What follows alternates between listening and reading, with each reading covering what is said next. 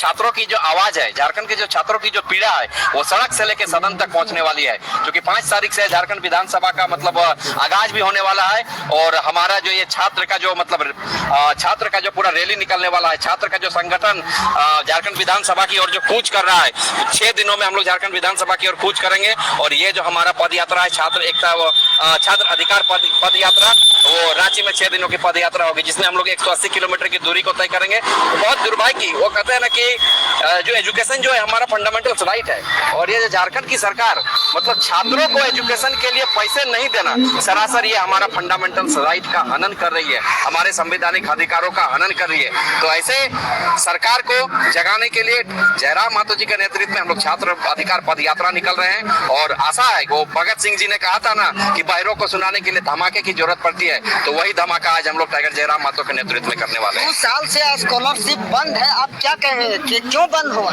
बहुत ही दुर्भाग्य है, देखिए बहुत ही दुर्भाग्य है कि 2 साल से मतलब कहीं ना कहीं ये जो झारखंड की जो सरकार है, झारखंड की सरकार झारखंड के छात्रों का जो भविष्य है उसको अंधकार में धकेलना चाह रही है। और इनफैक्ट छात्रों के भविष्य को अंधकार में नहीं ढकेल रही है, कहीं ना कहीं ये झारखंड के मतलब भविष्य को अंधकार में ढकेल रही है। बहुत ही दुर्भाग्य है कि छात्रों का पैसा 2 साल से रोक के रखना।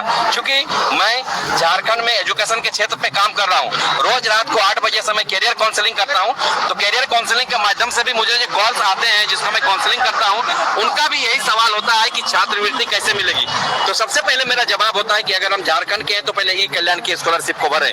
लेकिन बहुत दुर्भाग्य है, 2 साल से पता नहीं ये झारखंड सरकार को जो स्कॉलरशिप के लिए जो झारखंड की शिक्षा के लिए जो पैसा मिल रही है, पता नहीं उन पैसों का झारखंड की सरकार क्या कर रही है। और 2 साल से मतलब इन्होंने मतलब छात्रवृत्ति को दिया नहीं है, मतलब झारखंड के बच्चों को, बहुत ही दुर्भाग्य है। तो क्या कहिएगा, अभी तो देख रहे हैं जंगल जमीन की सरकार है, ये अस्थायी नीति नियोजन नीति क्यों नहीं लागू कर रही है?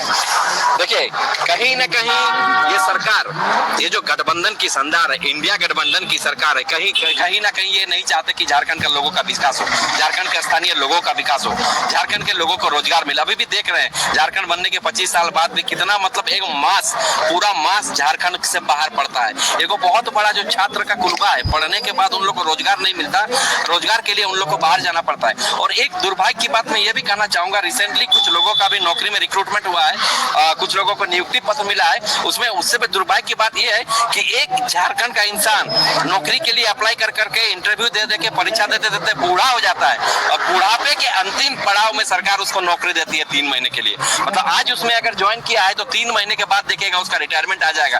तो ये दुर्दशा है झारखंड की सरकार का।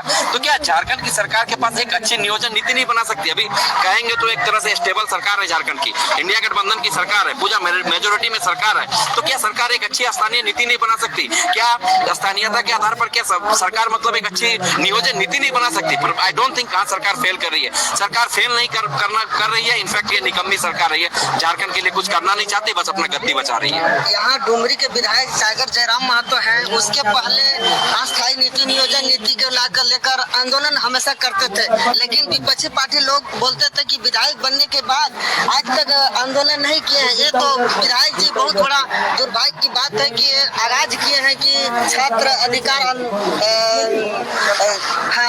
पद यात्रा का आह्वान किए हैं, तो आप क्या कहेंगे? देखिए हमारे जो विधायक जी हैं, हमारे जो केंद्रीय अध्यक्ष श्री जयराम कुमार महतो जी है, वो आपको सदन में कम और सड़क में ज्यादा दिखेंगे।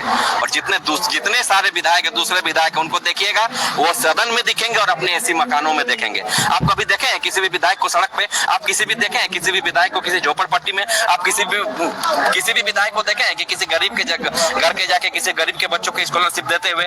तो कहीं ना कहीं वो सदन में दिखेंगे या तो ऐसी मकानों में दिखेंगे। टाइगर जयराम महतो एक ओनली विधायक है जो हमेशा आपको सड़क पे दिखेंगे, लोगों के घर में दिखेंगे, वो अपने घर पे सोते भी नहीं है। ठीक है जोहार, नमस्कार। अभी हम देख रहे थे बोकारो जिला के जयदेव है, और आगे चल के ये कहाँ तक पद यात्रा का? देखिए मैंने जैसा कि कहा, ये पद यात्रा 6 दिनों की होगी, इसमें 180 किलोमीटर की दूरी तय करेंगे। इसमें हम लोग डुमरी से हम लोगों ने शुरू किया है, हजारीबाग, गिरिडीह, रामगढ़ होते हुए पद यात्रा हम लोग रांची तक लेके जाएंगे। 6 दिन की पद यात्रा। तो ठंडा का मौसम है, आप फिर भी आप लोग जा रहे हैं। यही दुर्भाग्य है कि ठंडा के मौसम में इतनी कड़कड़ाती हुई ठंड में छात्रों को आज सड़क पर निकलना पड़ रहा है, फिर भी ये सरकार सोई हुई है वहाँ पे। धन्यवाद। धन्यवाद।